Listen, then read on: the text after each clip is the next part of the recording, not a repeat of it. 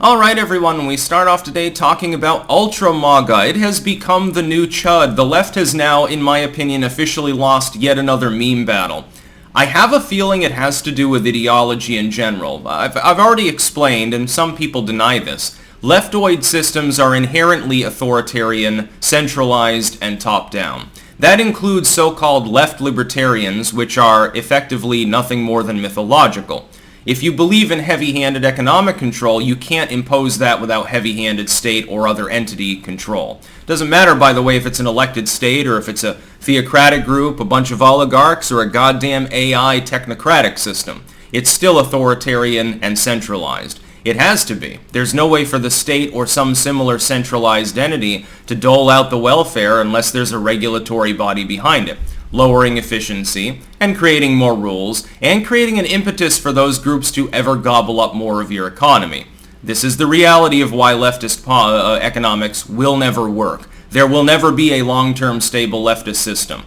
At the very least, you have to have a facade system. You have to have hyper-capitalism, arguably, and then just veneer it with welfare spending. It's basically the Chinese have made it work now for several decades. Has its own problems. We'll see what happens in the next decade. Anyway, Ultra MAGA, you'll recall, is a quip that could have been invented by Donald Trump or, his son or something. But it wasn't. It was actually invented by Biden's people. Yes, they paid a focus group a considerable sum of money to sit around for months. It took them months to think up 2 words, to be clear. Well, 1 word and then an acronym. After several months of spending enormous amounts of money on figuring out how they could tar and feather MAGA, they decided to say, well, it's quite simple. We just insinuate that MAGA, which people will recognize as bad and ugly and terrible and insurrectionist, is actually worse now. It is morphed. It has evolved into Ultra MAGA. The problem is that they didn't really think through what the public was going to be comparing MAGA and then its new incarnation Ultra MAGA to.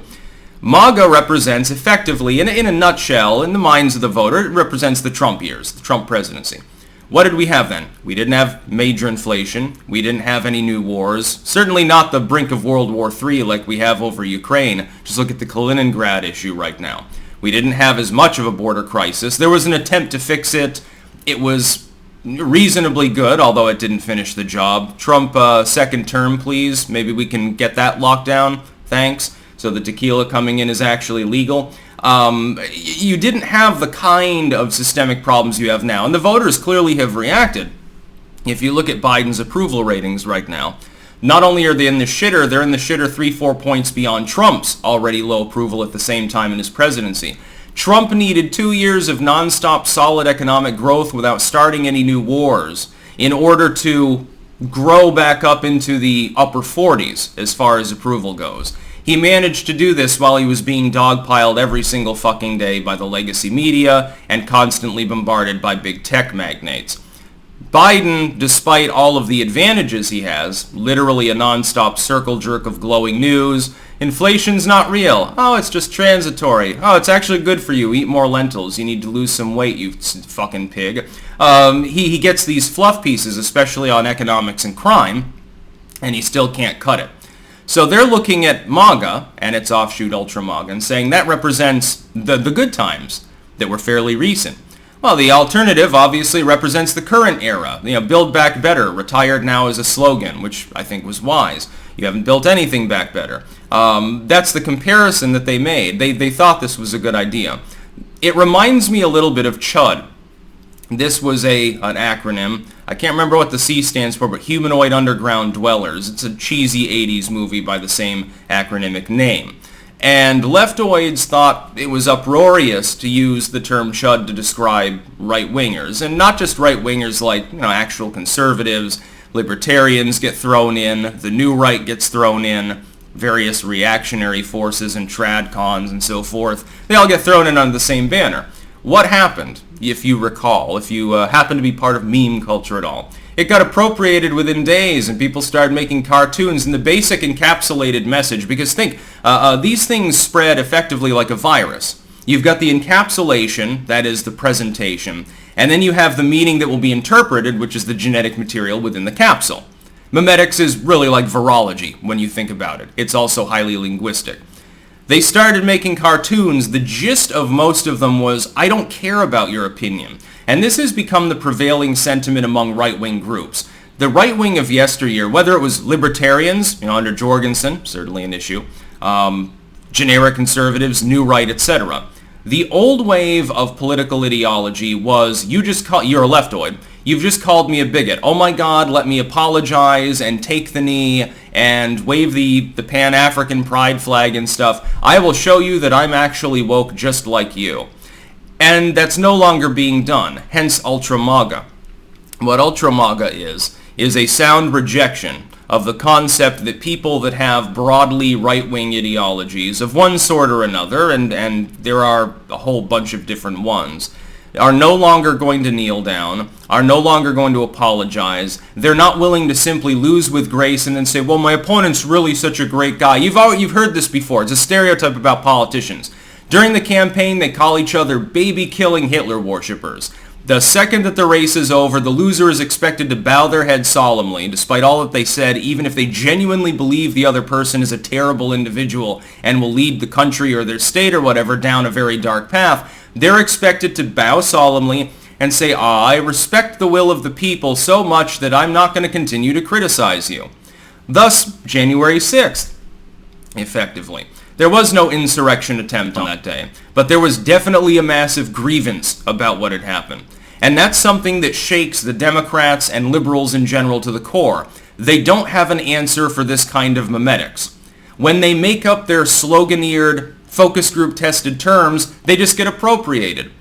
If they lose, they bitch about, it not being legitimate. Nobody ever had a problem with it because they're not expected to bow their heads solemnly and not insult their opponent. They've been doing this for years. They had managed to con all other political movements. The globalists had, including leftoids.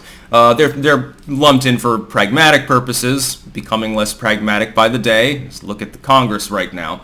They had conned other groups into fighting an entirely lopsided battle in which they were not allowed to act, Saul Alinsky style comes to mind, the same way that leftoids and liberals were acting, whether they won or whether they lost. If you win, you're supposed to hold back. If you lose, you're supposed to go fuck yourself. If we win, we're going to overstretch, arguably the greatest weakness of leftoid movements. If we lose, we're going to bitch about the election was suppressed. There was voter suppression. The voting machines did a bad thing. The second it was brought up by the other side, the other ideological Big Tent, all of a sudden they started going haywire. That's because the strategy fucking works, and it's compounded by one thing that I've mentioned before. I think I mentioned it in my book about occult memetics, but I can't remember because I wrote it many years ago.